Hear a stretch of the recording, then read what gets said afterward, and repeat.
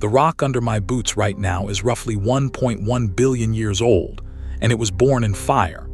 This low, dark peninsula sheltering the harbor of Grand Marais, Minnesota, is called Artist Point, and almost everything about it is stranger than it looks. It used to be an island. It carries a lighthouse, the bones of a Coast Guard rescue station, and a stand of wind-twisted trees that painters have been setting up easels in front of for generations. Today, we are going to walk every ledge of it, out to the breakwall and back through the trees.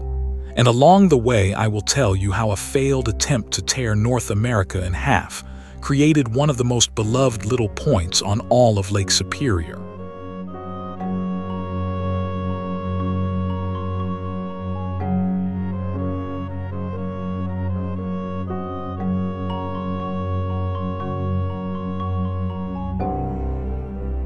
First, let us get oriented. Grand Marais sits far up the north shore of Lake Superior in Cook County, Minnesota, in the arrowhead of the state, not far from the Canadian border. It is a small town, home to around 1,300 people, but it punches far above its weight because it holds the best natural harbor on this entire stretch of coast.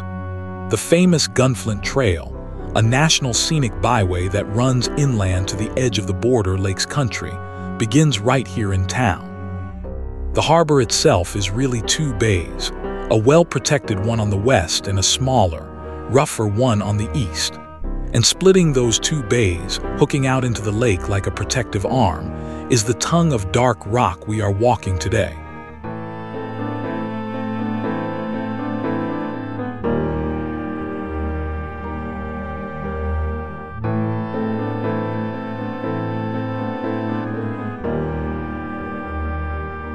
Right away, the ground tells you this is not ordinary shoreline. There is no sand here, no soil to speak of, just broad shelves of hard gray rock stepping down into the water. It feels less like a beach and more like walking across the back of something enormous and asleep. The rock is smooth in places, scoured and polished, and cracked into great blocks in others. Every one of these surfaces has a story, and it starts unimaginably deep in time.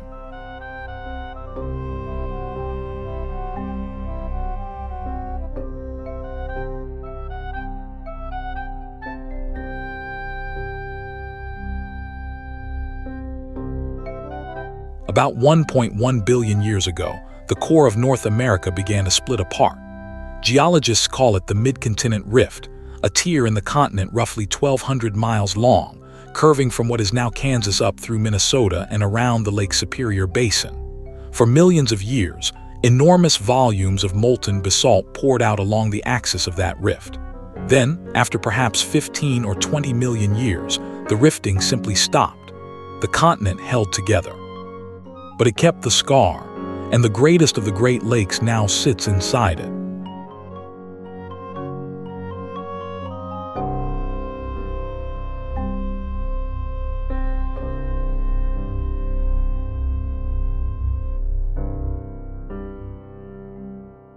So the ledge under my feet is a piece of that story, ancient volcanic rock left over from the rift. Lake Superior itself occupies the basin the rift created, which means the water beside me is resting in a billion-year-old wound in the continent. It is a strange thing to hold in your head on a sunny July afternoon. The lava that made this point is older than complex life. No fish swam in any sea on Earth when this rock was liquid, and now it holds up hikers and picnic blankets.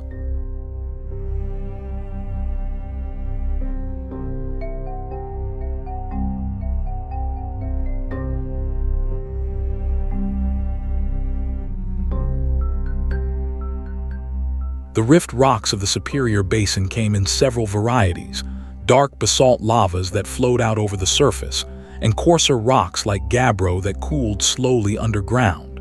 What they share is toughness. Long after the rifting ended, Ice Age glaciers ground across this country again and again, gouging out the softer material and leaving the hardest rock standing. The lake basin was deepened and shaped by that ice. When the glaciers finally melted, water filled the scar, and the durable volcanic ledges along the shore became the bones of the North Shore we know today.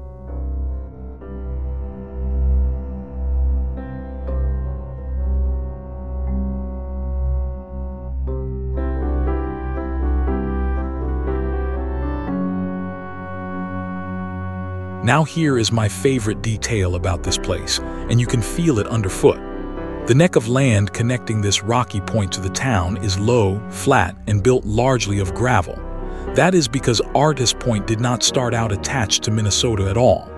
This was an island, a stubborn knob of lava standing just offshore. The connection we are walking across was built later, pebble by the lake itself.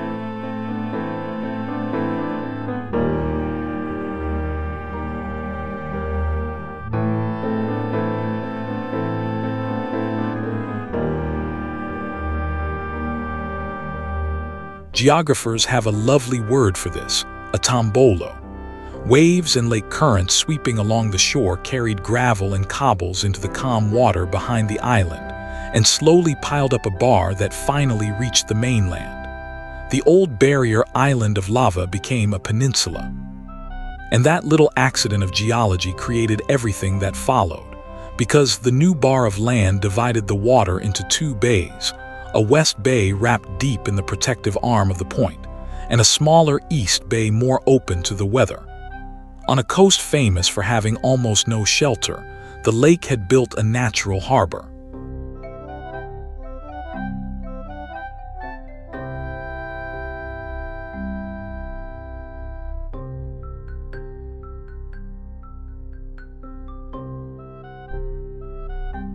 From out here on the point you can read the whole arrangement at a glance.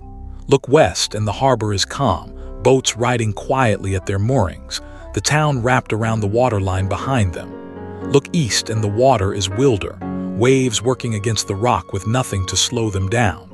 It is two different moods of the same lake, separated by a few hundred steps of stone. People have been reading this same geography and using it for a very long time.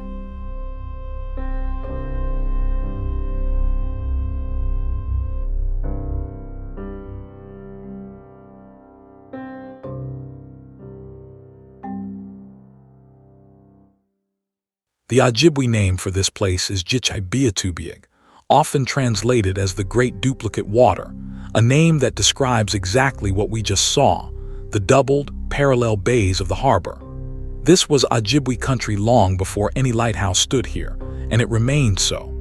Around the turn of the 20th century, a community called Chippewa City stood about a mile east of the harbor, home at its height to as many as 200 Anishinaabe families.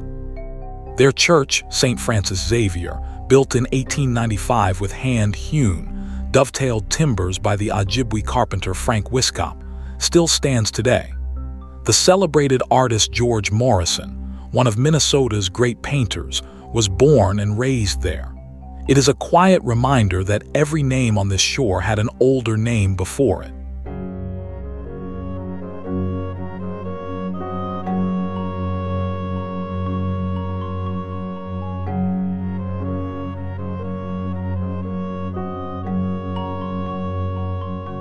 Back on the ledges, the rock itself is full of small worlds. Rainwater and spray collect in the crevices, warming into little pools. Cracks run through the stone in long straight lines, the old joints of the lava, pried open by centuries of ice. In some of those cracks, a few inches of soil have gathered, and whole miniature gardens grow there, grasses and wildflowers living on a windowsill of rock. You could spend an hour out here just looking down.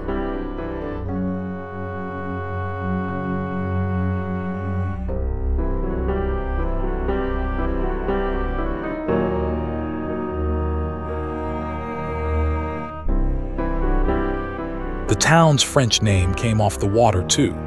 French-Canadian voyageurs, the canoe men of the fur trade, worked this coast in the 1700s, and Grand Marais served as a fur trading station in that era. Their name for the spot means the Great Marsh, after a wetland of 20 acres or less that lay nearly at the level of the lake, just behind the beach. It was not an especially grand marsh, to be honest. But to men who had paddled 100 miles of iron shoreline, any soft green landing must have looked grand indeed. The name stuck, and it has outlived the marsh itself.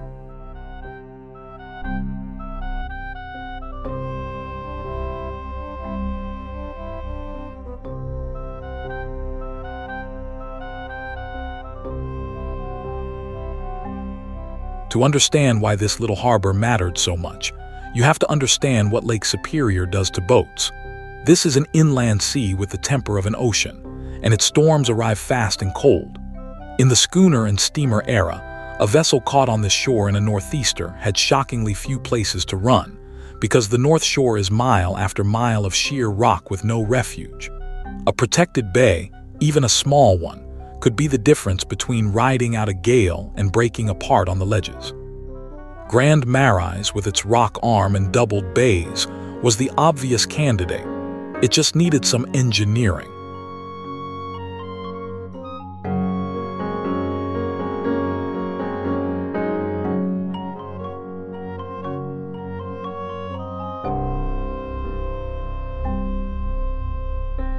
The federal government agreed. Congress first appropriated money to improve the harbor in 1873, and construction got underway in 1879. Work crews extended a 300-foot breakwater out from the point, and dredges deepened the harbor basin to 16 feet, enough for the working vessels of the day. By 1883, the main breakwater was complete, and Grand Marais had become a true harbor of refuge, a safe pocket on a coast that offered almost nothing else. Later, in 1901, a second breakwater of 350 feet was finished on the western side. The wild geography of the Tombolo had been upgraded into infrastructure.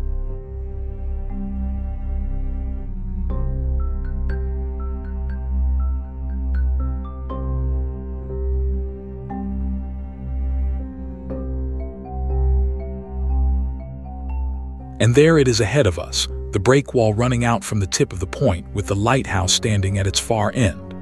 This is one of the classic walks in Minnesota, out along the concrete spine with the harbor on one side and the open lake on the other. On a calm day, it feels like a stroll. In heavy weather, waves break clean over the top of it, and the walk is closed to anyone with sense. Today the lake is being kind, so let us go meet the light.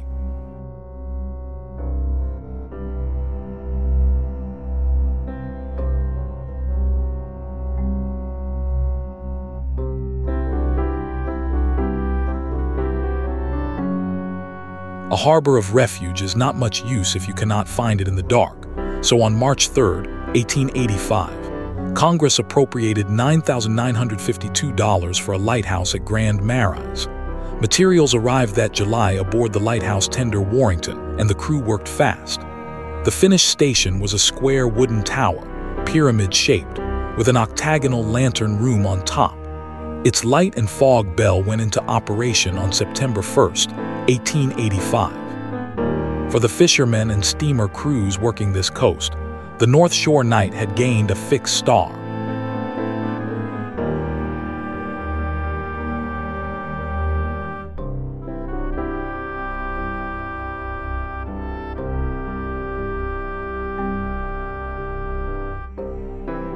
Walking this wall, you are tracing the daily commute of the old lighthouse keepers. Every trip to trim the lamp or wind the fog bell meant this same exposed walk in every season, in every kind of weather. Imagine it in November, glazed with ice, with the lake throwing spray over the top. The job asked for a particular kind of steadiness, and for decades, a remarkably small number of people supplied it.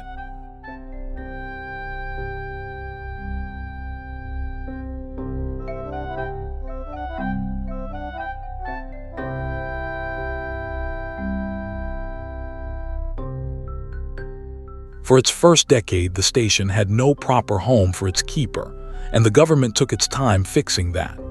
Congress finally approved $4,000 in 1895, and a handsome lightkeeper's house was completed in town in October of 1896. That building is still standing today, and it has a wonderful second life.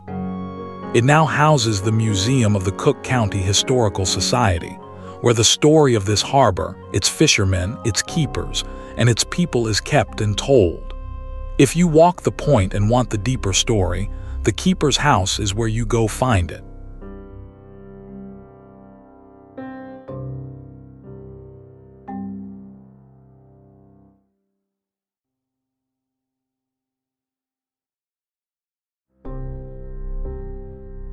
Stand here a moment and look at the horizon. That flat blue line is what the keepers watched, night after night, year after year. Just 4 head keepers minded this light across its first 6 decades. Joseph Mayhew I served from the 1880s until 1902. John Woods held the light until 1921, Emmanuel Lewick until 1937, and William Brooks through the 1940s. 4 names, 60 years, 1 horizon.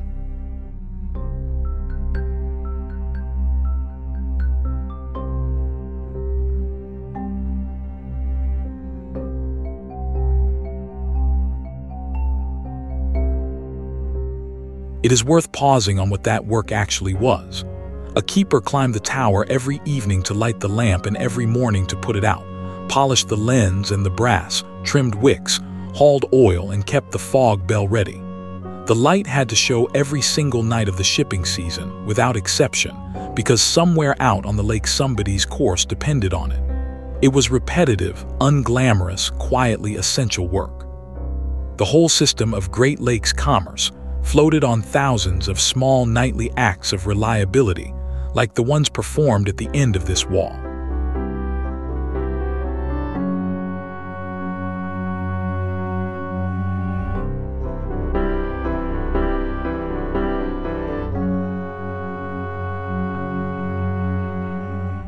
The lake, of course, kept testing the arrangement.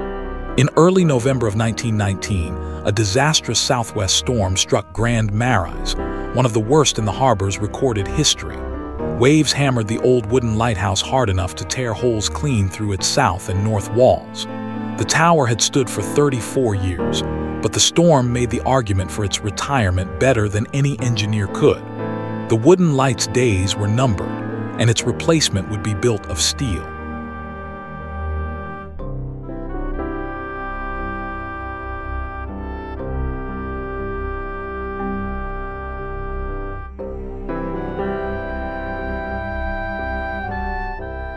The new tower was a white, square, skeletal steel structure with its upper portion enclosed, a design built to let storm waves pass through its open legs rather than slam against solid walls. It took its final position on the breakwall and was first lit in 1922. It stands 34 feet tall, holds its light 48 feet above the water, and shines through a 5th-order Fresnel lens, the classic jewel-like optic of small harbor lights. The following year, the station got an electric fog siren in place of the old signal. And here is the remarkable part. That same tower is still on duty tonight, more than a century later.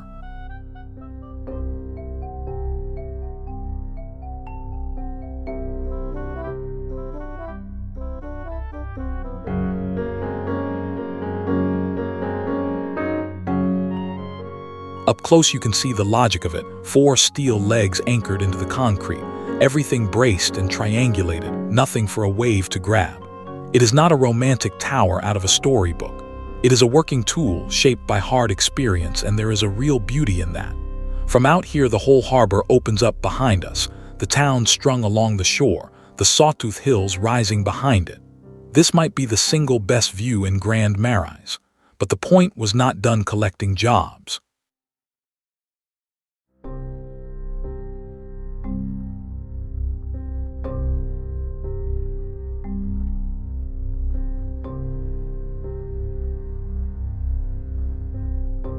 In 1928, the United States government began building a Coast Guard station right here on Artist Point, on the east side of the harbor, and it opened for duty in 1929. A handsome white station house went up on the rock, along with a lookout tower where crews kept watch over the lake, scanning for vessels in trouble. For nearly a century, this was a working rescue outpost. The men and women posted here answered calls into some of the coldest, roughest water in North America, where survival time is measured in minutes.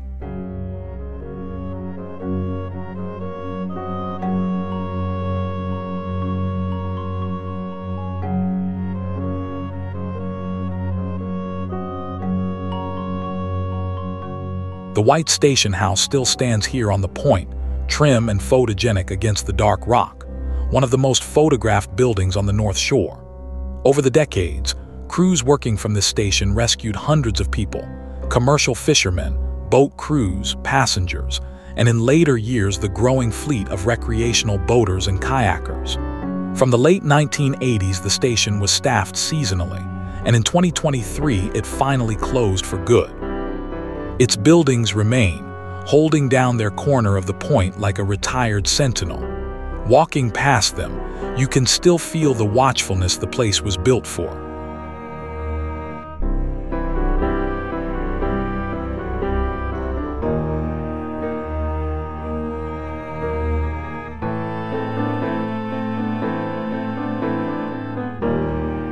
It is worth letting that rescue record land for a moment. Lake Superior's water stays brutally cold all year, hovering around 39 degrees in its depths even in summer.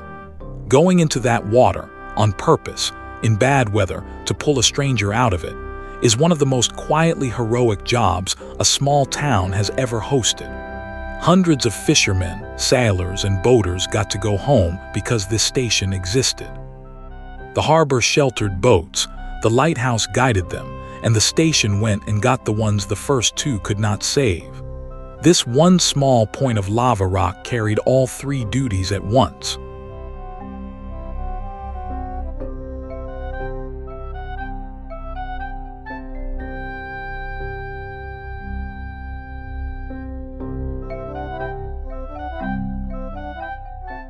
Now we trade concrete for forest, because the heart of Artist Point is this, a hushed stand of trees growing straight out of the rock.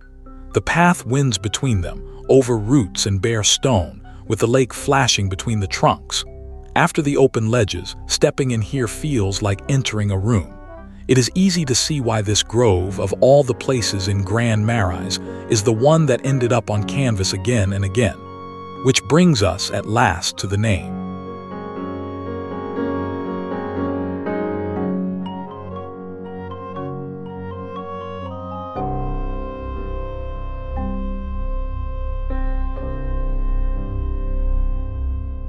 In 1947, a painter named Bernie Quick, an instructor at the Minneapolis School of Art, came north and opened the Outdoor School of Painting at Grand Marais, an 8-week summer session for artists.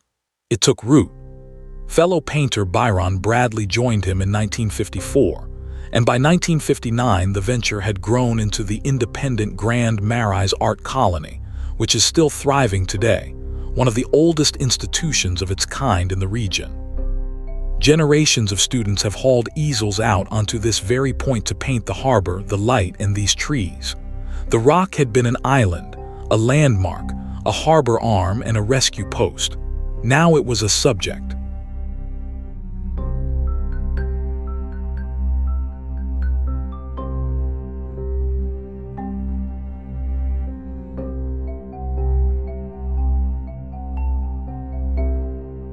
And you can see exactly what the painters see. These trees grow in almost nothing, their roots wedged into cracks in the lava, and the wind off the lake has pruned and bent them into shapes no gardener would ever design. Every one of them is a record of every storm it has survived. Against the flat silver of the lake, they read like calligraphy. You do not need to be a painter to want to stop and stare, but it certainly explains why the ones who were painters never left this place alone.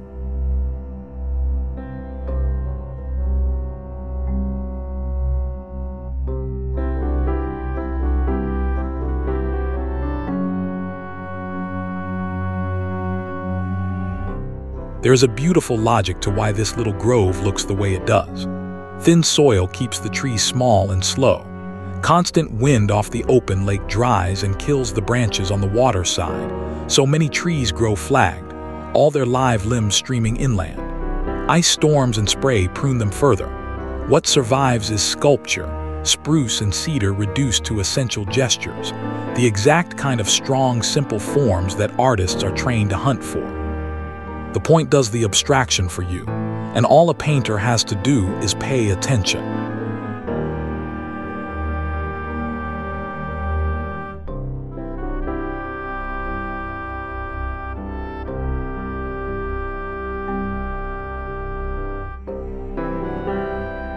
And behind every view from this point stands the lake, so let us give it its due.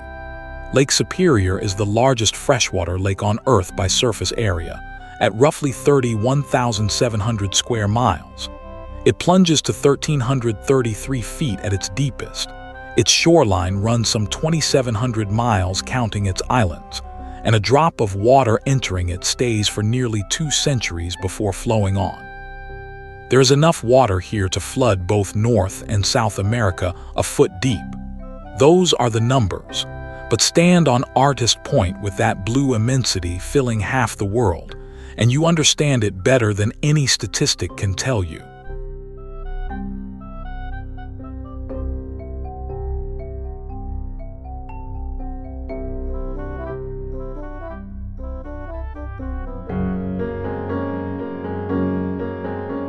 Heading back across the ledges toward town, you carry the whole layered story with you.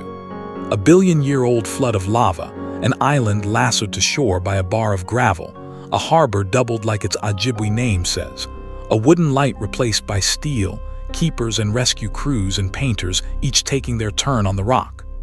Artist Point is barely a few acres, and yet it holds more history per step than almost anywhere on the North Shore.